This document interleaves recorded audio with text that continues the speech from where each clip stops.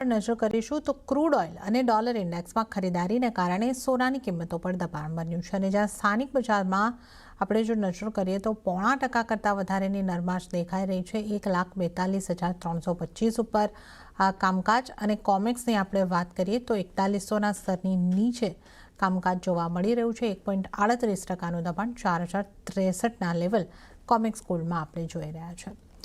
જતીનજી, સોનાને કઈ રીતે જોવું જોઈએ? સોનાનો ઘટાડો આપણને વધતો જોવા મળી રહ્યો છે અને જે રીતે આપણે અહીં આગળથી જોઈ રહ્યા છે કે ડોલર ઇન્ડેક્સમાં મજબૂતી છે, યુદ્ધના એસ્કેલેશન થઈ રહ્યા છે, ક્રૂડ આ યુદ્ધ વખતથી આપણે જોઈ રહ્યા છે કે ક્રૂડમાં ઉછાળો આવે છે, સોનામાં દબાણ આવે છે.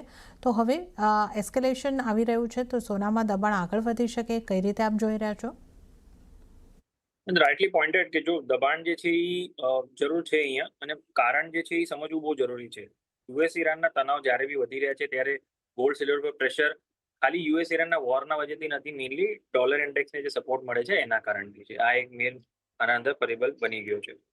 સેકન્ડલી જે આપણે મેજર પ્રોફિટ બુકિંગ જોયું છે જરના, એ ક્યાંય ને ક્યાંય ફેડરલ રિઝર્વના પોલિસીના પછી જ્યારે સ્ટાન્સ હોકિશના એક્સપેક્ટેશન નહીં હતા, ભલે ડોવિશ ના બોલે બટ ક્યાંય ને ક્યાંય ન્યુટ્રલ અગર સ્ટાન્સ પણ બોલી દેતા તો પણ ક્યાંય ને ક્યાંય ગોલ્ડ સિલ્વર આટલા પ્રોફિટ બુકિંગમાં નહીં આવતા. બટ કેમ કે ફેડરલ રિઝર્વનું વ્યૂ પોઈન્ટ હોકિશ તરફના છે એના કારણથી આ પ્રેશર જે છે એ વધારે બનેલા છે ગોલ્ડ સિલ્વરના ઉપર. હવે રીઝનિંગ જો આપણને ખબર પડી જાય તો આનાથી એક મેઇન સોલ્યુશન એ મળી જાય છે કે જ્યારે બી આ વસ્તુઓ ટર્ન અરાઉન્ડ થવા માંડશે ત્યારે ગોલ્ડ ને સિલ્વરને સપોર્ટ મળવાનું ચાલુ થશે. હવે આ ટર્ન અરાઉન્ડ ક્યારે થાય છે ઇમ્પોર્ટન્ટ છે ડેટા પર. હવે ડેટા જે કલેક્ટિવ ડેટા ઇમ્પોર્ટન્ટ છે ફેડરલ રિઝર્વ માટે એ છે ઇન્ફ્લેશન, બીજું છે નોન ફાર્મ પેરોલ્સ ડેટા અને ત્રીજું છે અનએમ્પ્લોયમેન્ટ ડેટા. આ બધી વસ્તુઓ મેજર ગોએજ હોય છે ફેડરલ રિઝર્વના માટે ઇન્ટરેસ્ટ રેટ પોલિસીના ઉપર ડિસિઝન લેવા માટે. હવે સીપીઆઈના ડેટા જો અગર બહુ વધારે વધીને ન આવતા જાય તો ફેડરલ રિઝર્વ પાસે રીઝનિંગ નહીં મળે કે ઇન્ટરેસ્ટ રેટ હાઇક જે છે એ બહુ વધારે કરે. એકાદ વાર કદાચ કરી લે કે જો પાછું તણાવ યુએસ ઈરાનના વધેલા છે એના કારણથી જો કરવું હોય તો એકાદ વાર કરી પણ લે આ વર્ષમાં જેવી રીતે કીધું છે.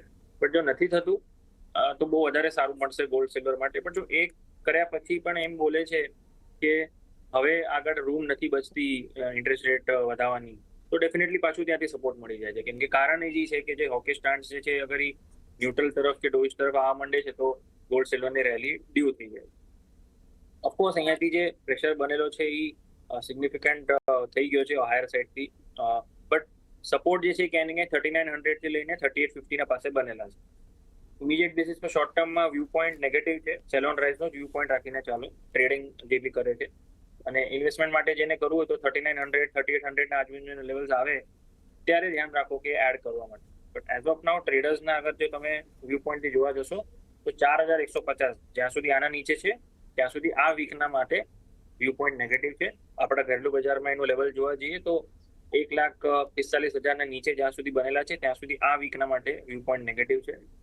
1,53,000ના આજુબાજુ જો સેલિંગ કરવા મળી જાય છે તો ત્યાં કરી લો 1,45,000ના ઉપર સ્ટોપ લોસ રાખીને, અને લોઅર એન્ડ પર 1,40,000 1,41,000 સુધીના લેવલ્સ તમારા માટે પ્રોફિટ બુક કરવાના રહેશે શોર્ટ સાઇડના. ઓકે, તો આ વીક માટે તો અહીં આગળથી સોના માટે સેલ ઓન રાઇઝની સ્ટ્રેટેજી અપનાવીને ચાલવાની સલાહ બની રહી છે. 1,53,000ની આસપાસના લેવલ મળે છે તો તમે સોનામાં વેચીને ચાલી શકો છો. 1,45,000નો સ્ટોપ લોસ તમારે રાખવાનો રહેશે અને નીચેની તરફના ટાર્ગેટની વાત કરીએ તો 1,41,000થી 1,40,000 સુધીના ટાર્ગેટ તમને સોનામાં બનતા જોવા મળી શકે છે. તો અહીં આગળથી ઉછાળે વેચીને ચાલવાની સલાહ સોનામાં બની રહી છે.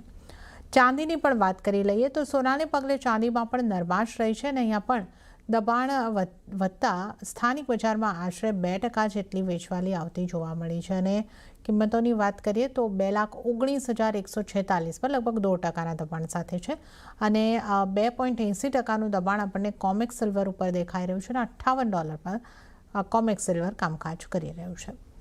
ચાંદીમાં શું કરવું જોઈએ જતીનજી? ચાંદીમાં પણ અહીંયા આગળથી આપણે ઘટાડો વધતો જોઈ રહ્યા છે, તો ચાંદી માટે તમારો વ્યૂ પોઈન્ટ કઈ રીતનો રહેશે? ચાંદી પણ જો મોરલેસ ટ્રેન્ડ થોડુંક વીકનેસનું જરૂર બતાવી રહ્યું છે, બટ અહીંયા આ લેવલ્સ પર સેલિંગ કરવું એડવાઇઝેબલ નથી રહેતું. ઉછાળાનું વેઇટ કરવું જરૂરી છે કેમ કે લોઅર એન્ડ પર પાછું સેલિંગ કરવાનું ફસાવાનું કામ થઈ શકે છે. કેમ કે કોમેક્સમાં પણ જોવા જાવ તો $58 પાસે સિલ્વરે ઘણીવાર સપોર્ટ કર્યા છે. તો હું એક્સપેક્ટ કરું છું કે અહીંયા $58ના આજુબાજુ એક સપોર્ટ લઈને ચાલવો જોઈએ. ઇન્ટ્રાડે માટે બોલી લો કે એકાદ બે દિવસ માટે બોલો, થોડુંક અહીંયાથી ટ્રેન્ડ પોઝિટિવ આવવું જોઈએ. જ્યાં સુધી CPI ના આંકડાઓ પાછા નથી આવતા, આવતીકાલે જે આવશે સાંજના ટાઈમ પર, ત્યાં સુધી મને લાગે છે થોડુંક રિવાઇવ થવું જોઈએ પ્રાઇસીસ અહીંયાથી, અને $60 આજુબાજુ આવવા જોઈએ.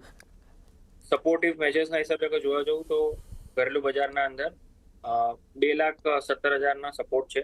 તો કરંટ માર્કેટ પ્રાઇસ કે -500 પોઈન્ટનો ડીપ મળે છે ત્યાં સુધી પણ બાઇંગનું ધ્યાન રાખીને ચાલો. 2,17,000 નીચે સ્ટોપ લોસ રાખીને 2,21,000 2,21,500 સુધીનો ટાર્ગેટ રાખીને ચાલી શકો છો. બટ ખાલી CPI ડેટા આવે આવતીકાલે, એના પહેલા તમારી પોઝિશન જે છે એ સ્ક્વેર અપ કરી દેવાની. ઓકે, તો અહીંયા આગળથી આ ખાસ આપણે ચાંદીની જે વાત કરી રહ્યા છે, 2,21,500 સુધીના ટાર્ગેટ બની શકે છે. 2,70,000નો સપોર્ટ તમે અહીંયા આગળથી સ્ટોપલોસ તરીકે અહીંયા આગળથી રાખીને ચાલી શકો છો. તો આ વ્યૂ પોઈન્ટ અહીંયા આગળથી સિલ્વર માટે બની રહ્યો છે. તો સોના ચાંદીની આપણે અહીંયા આગળથી વાત કરી. હવે આપણે પ્રેશર